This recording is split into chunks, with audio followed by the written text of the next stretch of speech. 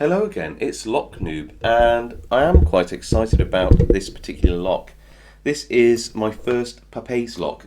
Papaiz are a Brazilian make, and why am I excited about this? Well, I see Papaiz around all the time, mostly in commercial settings, not securing anything particularly valuable, but nevertheless, I do see them around. But you can't generally buy them in the UK. I mean, not easily anyway. They're not a common lock. If you look at the keyway, it's a variant on a sort of, well, American style keyways, very reminiscent of some master locks and Schlage, etc. But it is quite thin. So I'm going to be picking that with a 23 thousandths Southwold Max 07B. Well, it might be 07B, it might be one that I made from a ball rake, I can't tell. But nevertheless, it is just thin enough to be able to get into the lock itself and give a little bit of wriggle room. I found that my picks in 25 thousandths are a little bit too fat, although they do still work.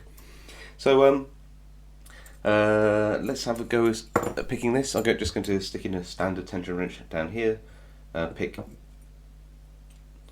and what I'm going to do is, if I get the tension right, I'm just going to put this in and just gently pull back on the pins.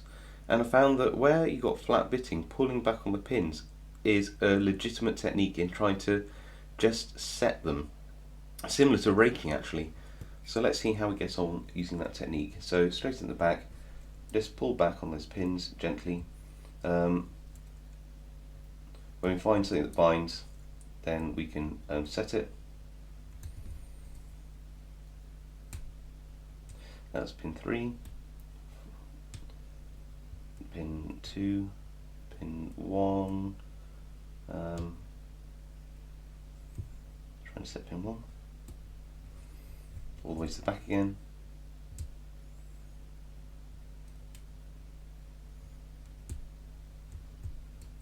and we're open.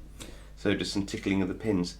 I wouldn't say it's a particularly high security lock. The pins seem to have some spools in there, but with the right level of tension, as you just saw, you can sort of tickle the pins open. It's a really weird technique to sort of describe, but it works well with this lock. It's a combination between sort of gentle raking and picking of the pins.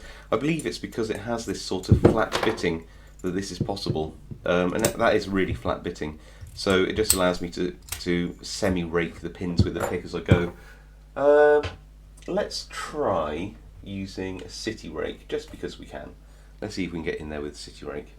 I have done this before, but you know, it's likely to somehow not work now, won't it?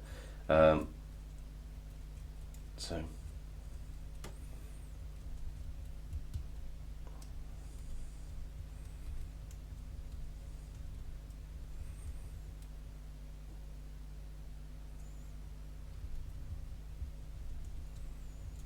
usually with flat bitting like that, this is a legitimate technique, but it does have some security pins in, so it might be that it just doesn't really want to play ball. I think we've actually raked ourselves into a false set. And what I might try and do is just bump the security pins up with the rake, and to see if I can still get an open that way.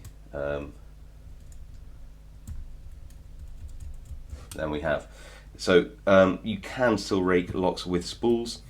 What I was trying to do is use sort of this part, I don't really want to call it, but that part of the rake to sort of lift the security pins up, which I believe was probably pin 1, 2, 3, 4, pin 5. So what I was trying to do